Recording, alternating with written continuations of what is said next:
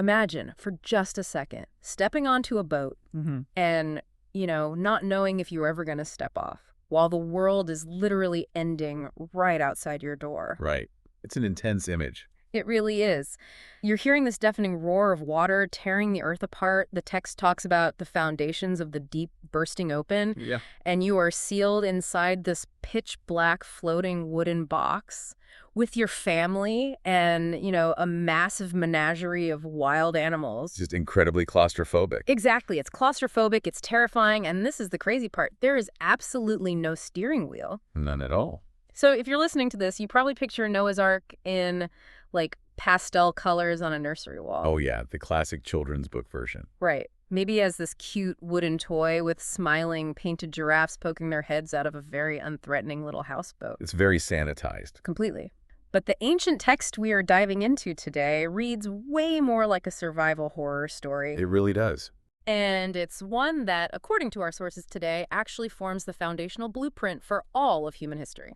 So, welcome to today's deep dive. That'd be here.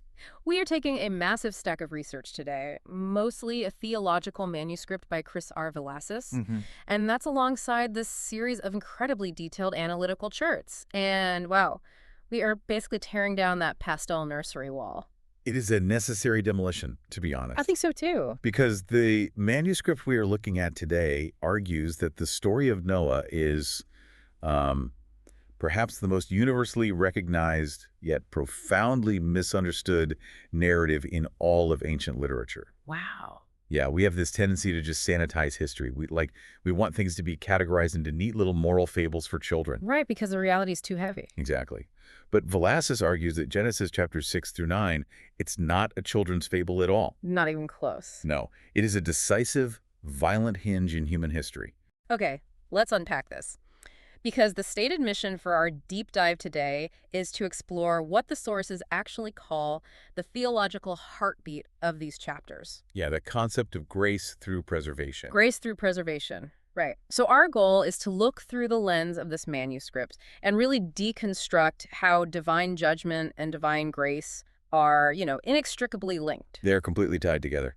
And we are going to look at why Velazquez argues the ark is actually a structural blueprint for the entire biblical narrative. Which is a massive claim. It is. And most importantly for you listening, we really want to figure out what it actually means to be preserved through a storm. Rather than just, magically bypassing it. Right. Because I think that's what we all want, to just bypass the hard stuff. Of course we do. But to understand that effectively, we have to start exactly where the manuscript starts. Which is the corruption. Yes, the context of the corruption. Because before we can understand the mechanics of the rescue, the source material insists that we must understand the sheer scale of the ruin. Yeah, the charts are very specific about this. Velazquez makes a really pointed argument here. We have to stop viewing the flood as a severe weather event. Right, like it wasn't just a really bad hurricane. Exactly. It wasn't a natural disaster that just, happened to catch humanity off guard. Yeah. According to the text, it was a direct, morally charged response to a highly specific global condition. And the sources are just incredibly stark about what that condition was. Very much so. They point us to Genesis 6.5 through 11.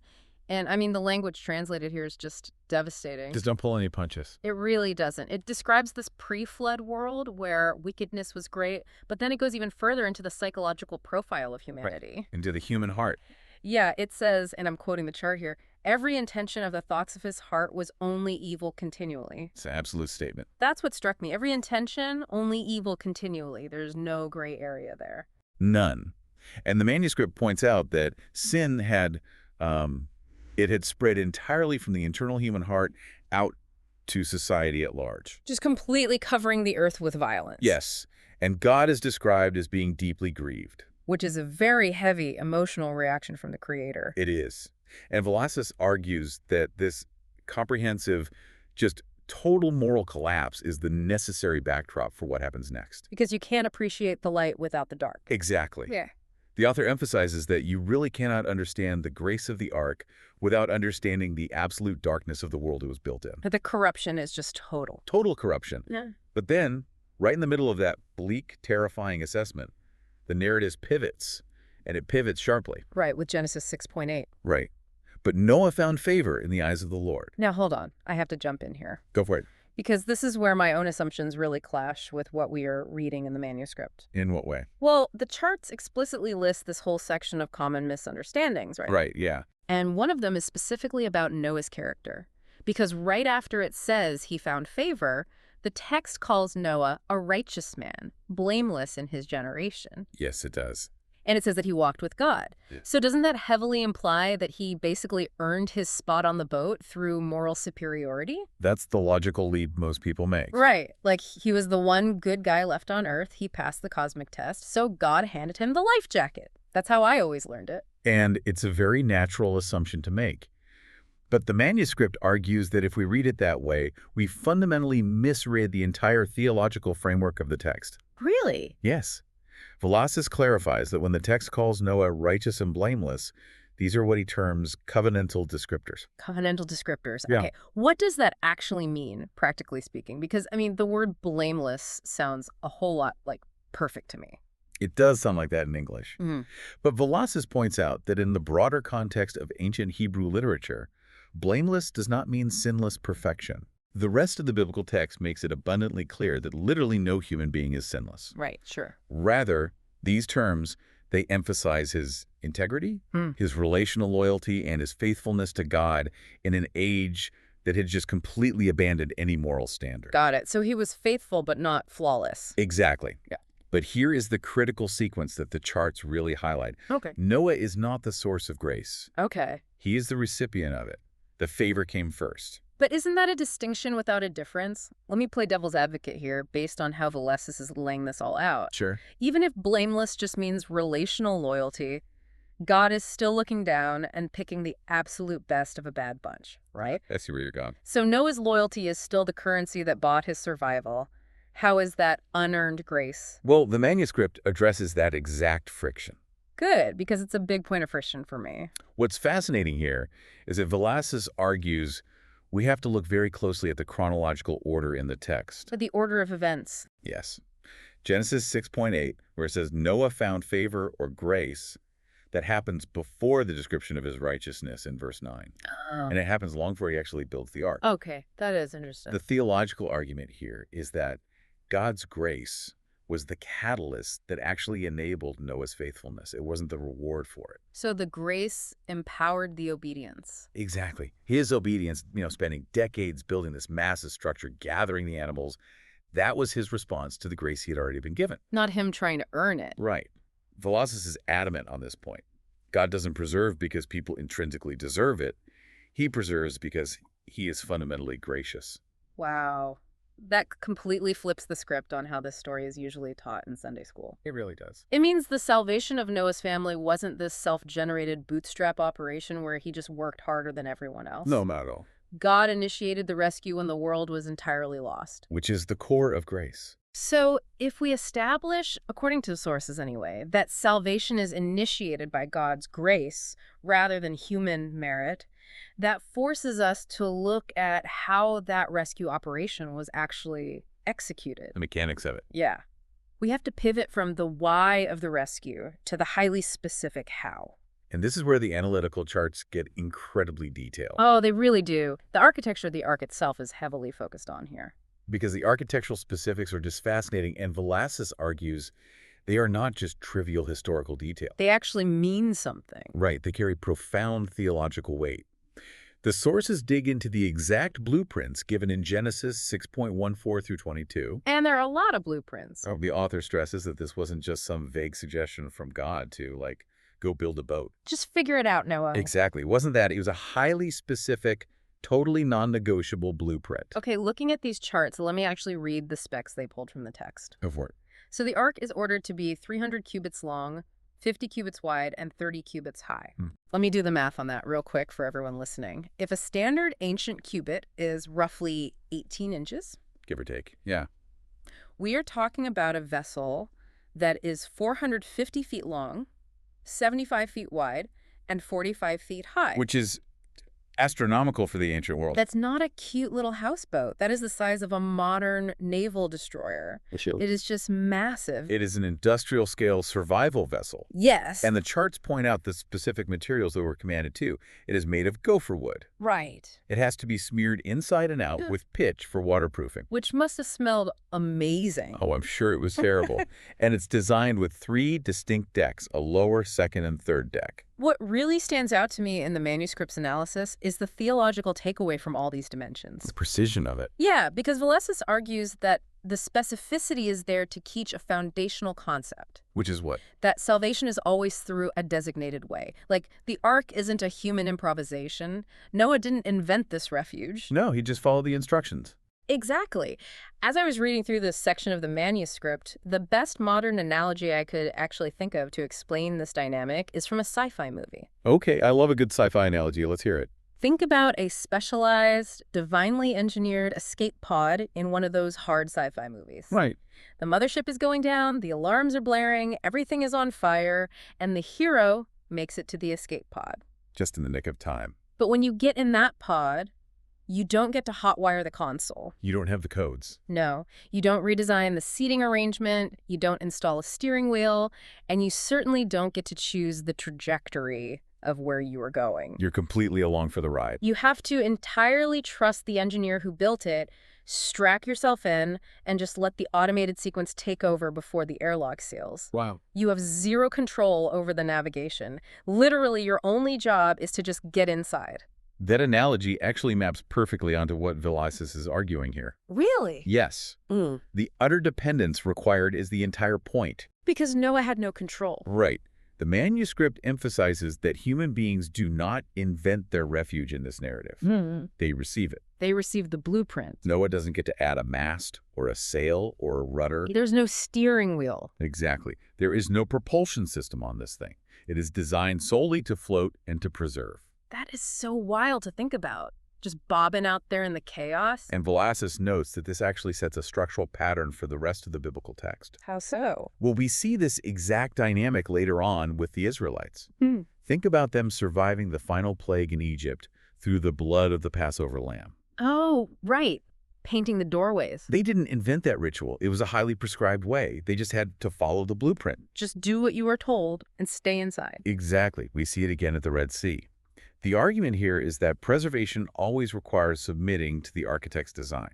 Which brings up, I think, the most striking architectural detail the charts highlight. The door. The door.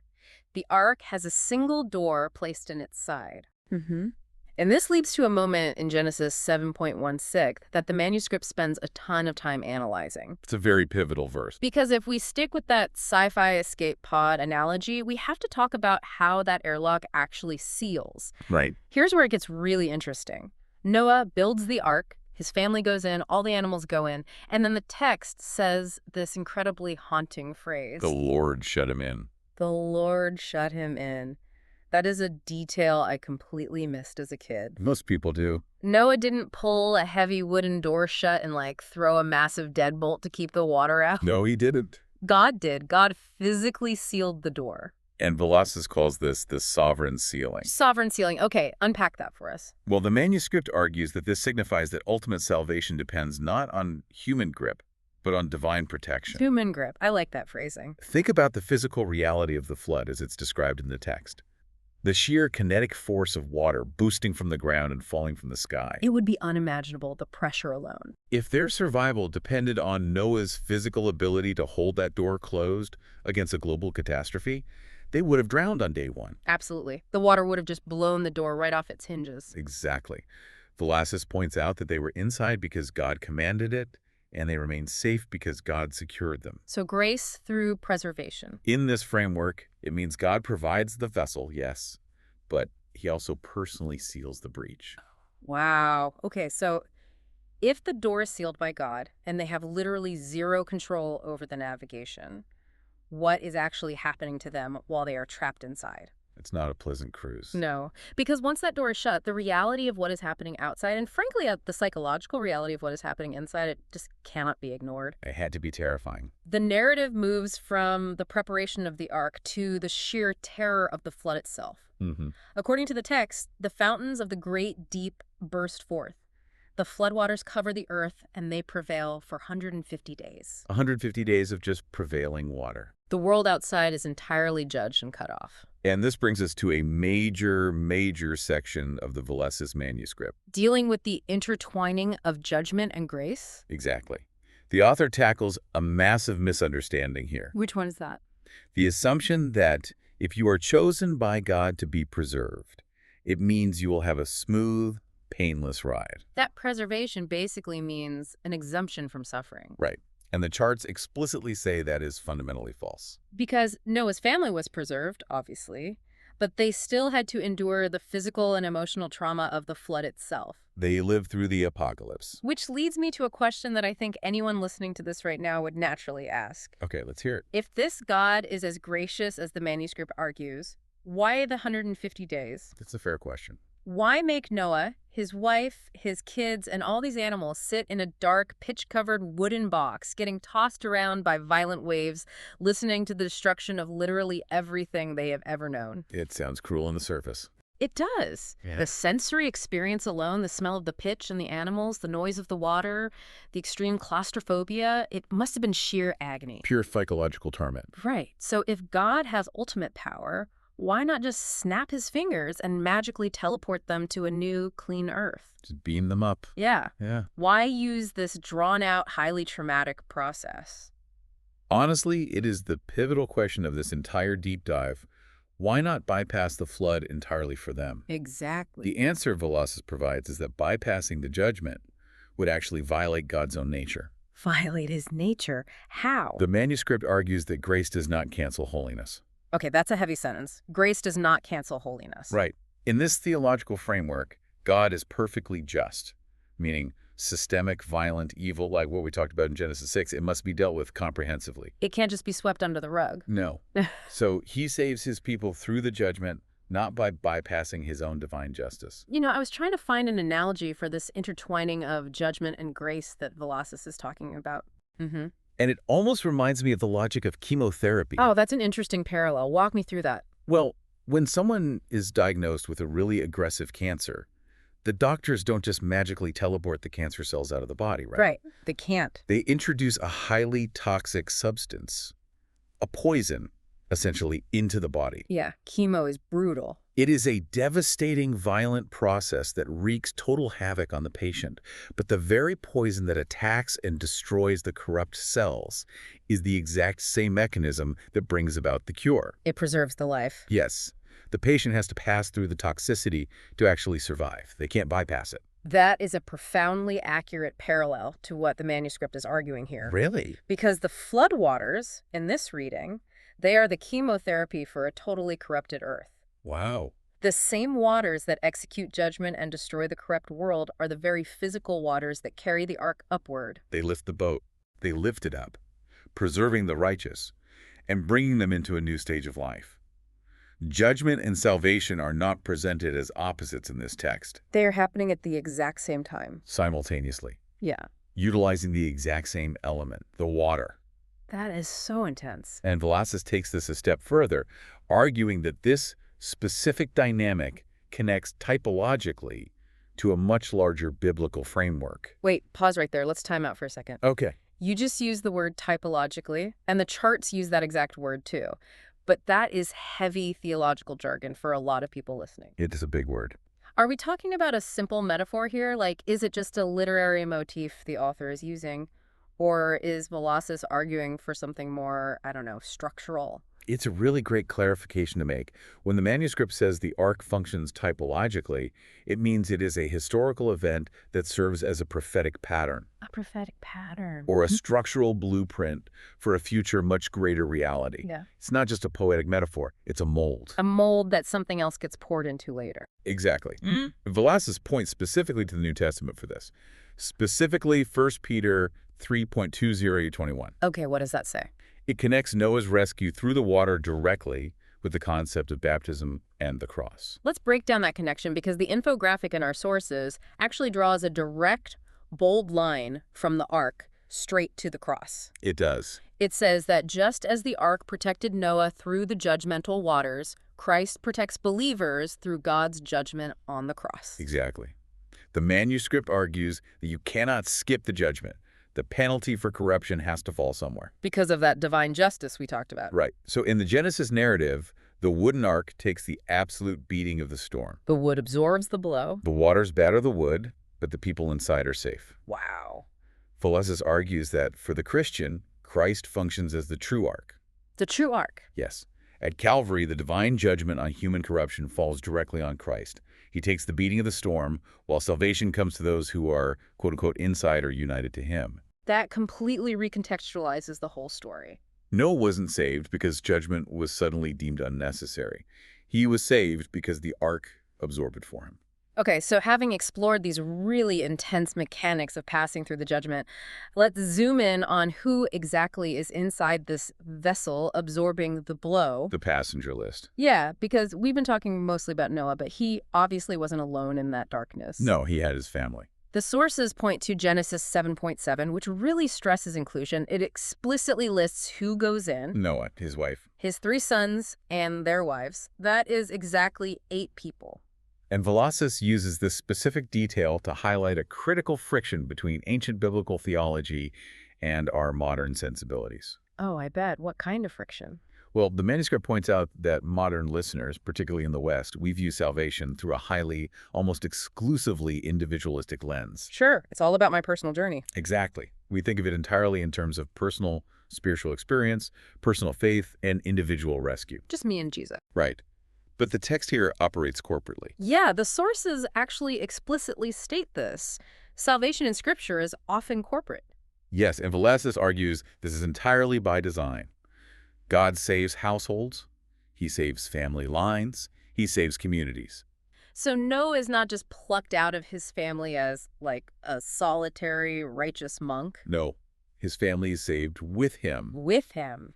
The theological argument here is that salvation is meant to create a community, not merely isolate an individual. That makes a lot of sense, especially when you think about what happens after they get off the boat. Exactly. Those 8 people essentially become the seedbed, the very first human community of the post-flood world. And the manuscript traces this corporate pattern forward throughout the rest of the Bible, right? It does.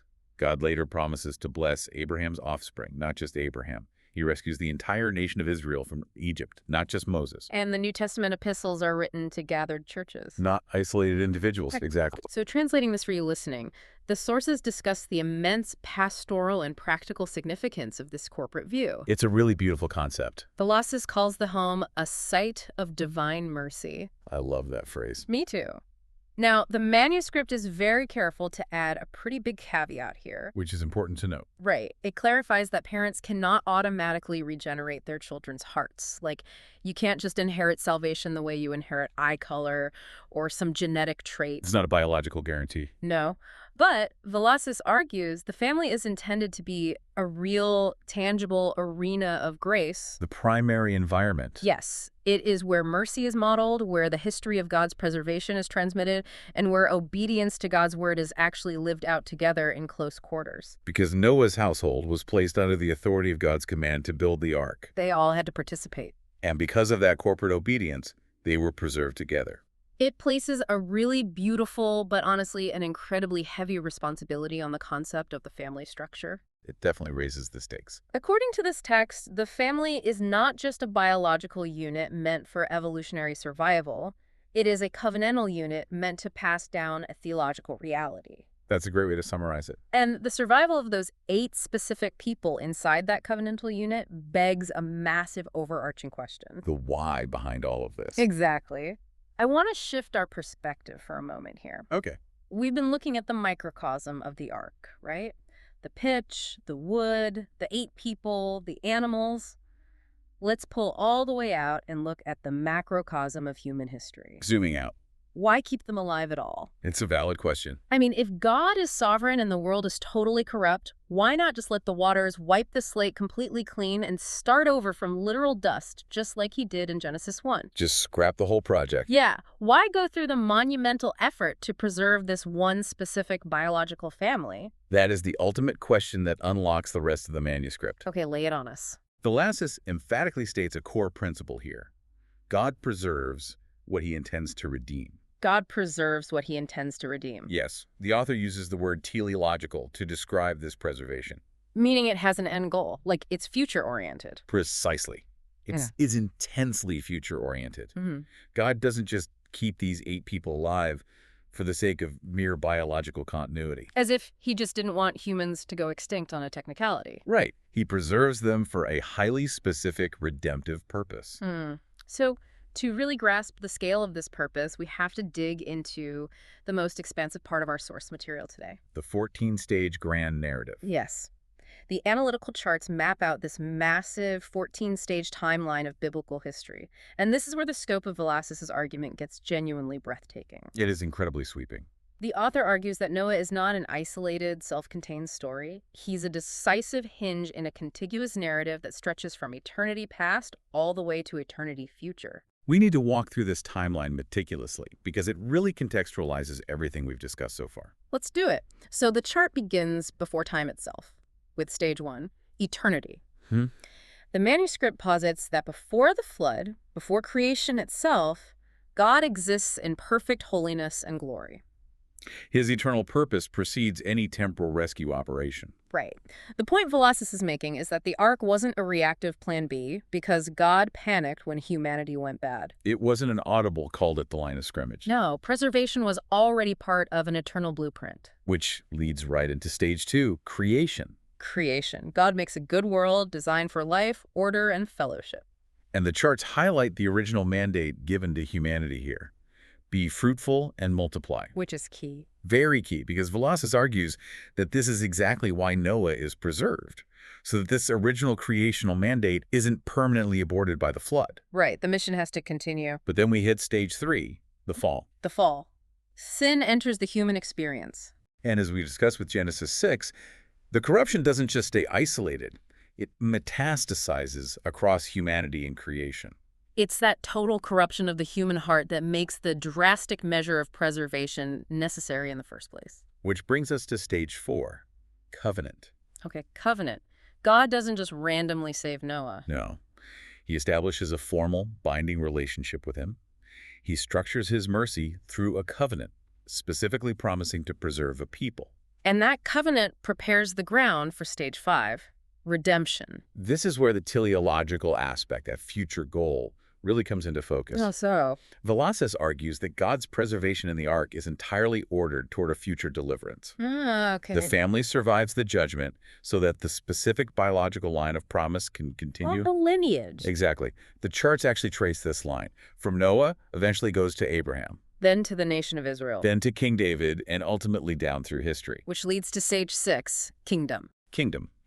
The concept of God ruling over his creation, exercising his authority by both saving the righteous and judging the wicked. Which is a pattern established in the flood and just repeated throughout the entire Old Testament. And over again, followed by stage 7, exile. Now, this part of the chart was really interesting to me. Why is that? Because Velasquez makes this fascinating literary connection. The manuscript views the flood as the first great exile.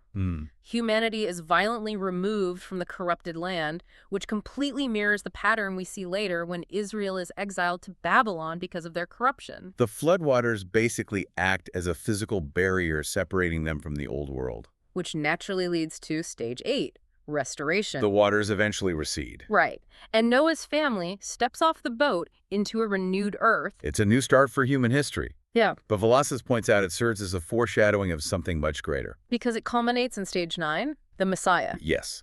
The charts draw a direct line from the wood of the ark to the wood of the cross. We touched on this earlier, but it's the centerpiece of this whole timeline. It is. Velasquez argues that Jesus brings the ultimate salvation from sin that the physical flood could not achieve. Right. Jesus is presented as the true and final preserver. Saving humanity from eternal judgment, not just a temporal, earthly flood. Then we move into the present day with stage 10, the church. And I really love how the manuscript describes this. Yeah, it beautifully describes the church today as a preserved people living in a hostile environment. Velasquez actually calls the gathered church a little ark of grace in a storm-tossed world. A little ark of grace. That's a great image. It means the community of believers is the vessel carrying the promise forward today. But the narrative obviously doesn't end in the present. Stage 11 is the final judgment. The author notes that just as God judged the corruption of Noah's day with water, the biblical text promises a final judgment where evil is permanently and fully eradicated. Though this time by fire, according to the text. Yeah. Then stage 12 is the millennium and new creation. This is the ultimate fulfillment of that restoration we saw after the flood. But permanent this time. Exactly. It is a physical, permanent renewal of the earth where righteousness dwells completely. And finally, stages 13 and 14 merge into eternity future. The grand culmination. The culmination of the entire 14-stage plan. God's people dwelling with him forever in perfect communion. Where preservation is no longer needed because there is no more storm. Right. So what does this all mean? Let's synthesize this, because looking at this massive 14-stage timeline is just staggering. It's a lot to take in. When you zoom out from eternity past to eternity future, you realize what Velasquez is really arguing here. God wasn't just saving 8 biological organisms from drowning so they could go farm some bud. No. He was saving the vehicle for the Messiah. Exactly. If the ark sinks, the lineage ends. And if the lineage ends, Jesus is never born. Boom! Noah's preservation was the literal physical conduit of ultimate salvation for the entire world. That is exactly the thesis of the manuscript. Yeah. The ark was holding the seed of the Messiah. It's so profound. Without the ark, the promise of redemption drowns in the judgment. God used the ark to preserve his own promise. Okay, so let's bring it back down to the narrative on the ground in Genesis. Right, back to the boat. Eventually, those 150 days of prevailing waters do come to an end. The floodwaters recede. Genesis 8 and 9 detail the mechanics of this new beginning. The ark finally comes to rest on the mountains of Ararat. The massive door is unsealed and they step out. But what kind of world are they actually stepping into? According to the text, it's a world that has been violently scoured clean. Just completely desolate. But it is also a world of renewed promise. The first thing Noah does is offer a sacrifice, recognizing the grace that preserved them. Which the text says pleases God. And God responds by establishing a new universal covenant marked by the sign of the rainbow in the sky. Right. He explicitly promises never again to destroy all flesh by a global flood. And the charts also note that God reaffirms that original mandate from creation. Telling them again to be fruitful and multiply. Right. And he establishes new societal rules to govern this post-flood world, specifically emphasizing the sanctity of human life. Yeah. He states that whoever sheds human blood, by man shall his blood be shed. Setting up a framework for justice. It sounds on paper like a total reset, a brand new, pristine beginning. It does. But I have to push back here. Okay, push back. Because this is where the theology gets really complicated for me. Our sources highlight another major misunderstanding from the common reading. Misunderstanding number 3. Exactly. The assumption that the flood actually solved the problem of human sin. Ah, yes. I look at this narrative and I think, okay, they step off the boat into this quiet, mud-covered, renewed world, but they brought the root cause of the flood right out of the ark with them. They sure did. Human nature. Inside Noah, his wife and his kids was the exact same fallen, corrupt nature that caused the violence in the first place. The disease was still there. So let me ask the cynical question here. Did the flood actually fail? If the goal was to rid the earth of corruption, didn't God just hit a giant cosmic snooze button on the problem? It is the most profound tension in the entire Genesis account, and Velasquez addresses it directly. Good, because it feels like a glaring loophole. If we connect this to the bigger picture, we see that this restoration is real, but it is strictly partial. Strictly partial. It was never intended to be final. The analytical charts point specifically to a very sobering verse, Genesis 8.21, where God notes that even after this massive judgment, quote, the intention of man's heart is evil from his youth. Wow. So he acknowledges it right there. The flood successfully judged the violent corruption of that specific generation, but Velasquez is clear.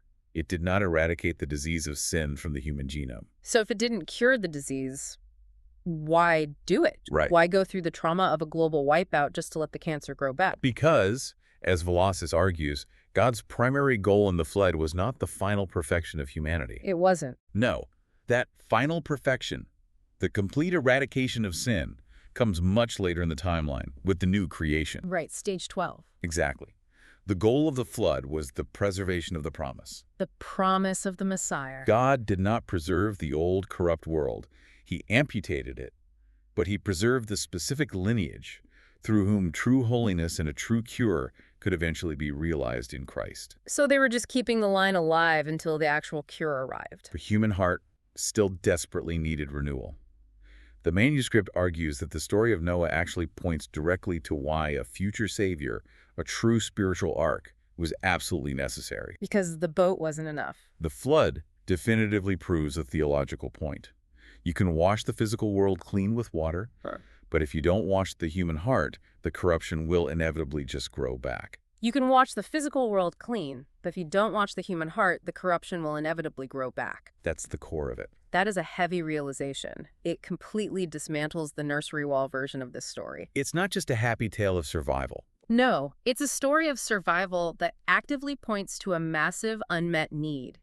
A need for a permanent cure. Exactly. And the manuscript argues that recognizing this unmet need is exactly what makes the theology of grace through preservation so profoundly applicable to us today. It's not just ancient history. It's the human condition. Which is exactly where we need to land the plane on this deep dive. We have to bring this ancient, heavy text directly into the modern listener's life. We have to apply it. Because if this is just an academic study of ancient Near East literature, I mean, it's interesting. But if it's theology, as Velazquez claims, it is intensely practical. Highly practical. So let's explore how this concept of being preserved through a storm applies to you listening right now, based on the practical implications outlined in our sources. Well, the first practical application the manuscript notes is for the Christian life as a whole. Okay.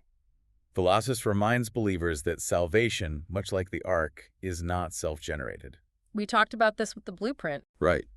We are meant to rest in the grace provided, rather than exhausting ourselves with self-effort or trying to generate our own spiritual momentum. Right. If you feel like you are desperately treading water, just failing to keep yourself afloat morally or spiritually, the theology of the ark says your security isn't in how well you can swim. Not at all. Your security is entirely in the structural integrity of the ark that God provided. It's anchored in God's faithfulness, not your own fluctuating strength. Now, that leads directly into the manuscript's application regarding suffering and perseverance. This is the big one. Many people feel like they are currently living through floodwaters, whether that is a terrifying health diagnosis, financial ruin, or just massive cultural upheaval. What prevailing waters? Velazquez argues that the Noah narrative offers a very specific, deep consolation. God knows exactly how to preserve his people through upheaval. This circles right back to what we discussed with the chemotherapy analogy. Exactly. Preservation does not always mean avoiding the storm. I think deep down, we all secretly want the teleportation option. We want the easy out. When life gets unbearably hard, we pray to be beamed up out of it instantly. Of course we do.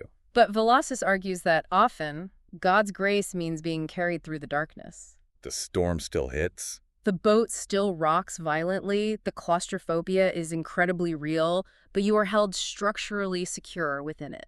It completely reframes how the believer is meant to view their trials. They are not signs of abandonment. They are the waters of preservation. Yes. Now, the sources also draw out a fascinating, very practical point about leadership from Noah's example. Oh, yeah, this was a really good point in the charts. Look at the profile of Noah. He isn't remembered for his charisma or his public speaking or for being an ancient celebrity. He didn't have a podcast. No, he didn't. He is remembered for sheer covenantal fidelity. According to the text, he did the slow, agonizing, highly marked work of building a massive landlocked boat over decades. The chart has a great summary phrase for this. It says, obey God's word even when the world mocks. That is the essence of biblical leadership. It really is. Velazquez argues that true leadership, in this framework, is about faithfulness that helps others survive the coming storm. It's not about building a personal platform. It's about doing the unglamorous work of building an ark for your family and your community. And finally, the manuscript outlines the application for evangelism. Okay, how does evangelism tie into this? The sources describe the physical ark as a sobering picture of the necessity of a refuge. A necessity. If the flood was a real historical judgment, and if the future judgment outlined in the 14-stage narrative is real, then evangelism takes on a totally different tone. Right. It isn't just handing out a polite brochure for a moral self-improvement seminar. No, the manuscript argues it is a desperate, urgent call to enter safety before the airlock seals. Before the door is shut. Evangelism, in the model of Noah, is pointing to the open door of the ark and saying, the storm is inevitable, but a refuge has already been engineered and provided. And the text is clear that Noah's family was saved because they actually entered the ark in obedience. The grace was available, but it required a physical response. And that is a crucial nuance to pause on. Velazquez emphasizes that preservation is not passive. No, it's highly active. Yes, we establish that grace is absolutely divine in origin. The engineering design of the ark was God's. The shutting and sealing of the door was God's. The eventual receding of the waters was God's. But Noah still had to chop the gopher wood. He still had to melt and apply the boiling pitch. He had to do the work. He had to gather his family, walk up that wooden ramp, and truly trust the architect. The manuscript argues that while grace is divine, it is experienced through discipline, active obedience. Noah participated in the grace he was given. Exactly. That synthesis is really the true heart of Velazquez's message.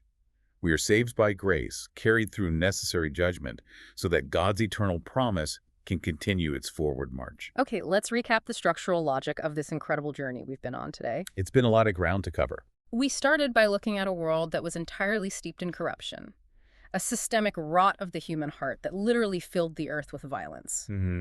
We saw how God initiated a massive blueprint for survival, not because humanity had earned it with moral perfection, but because he is fundamentally a God of unearned grace. The favor came first. We explored the terrifying intertwining of judgment and mercy, the hard reality that God doesn't always teleport us away from suffering, but he provides a structurally sound refuge to carry us safely through those waters. Safely through.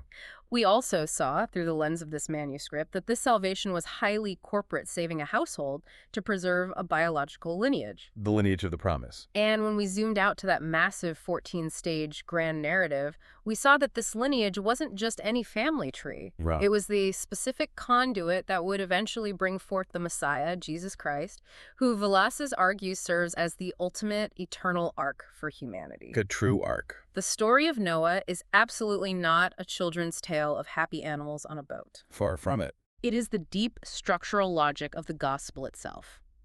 Judgment is a reality, but grace preserves a people for a designated purpose. And as we close our analysis of these sources, there's one final, incredibly powerful reflection drawn from the very end of that 14-stage narrative. The eternity future stage. Exactly.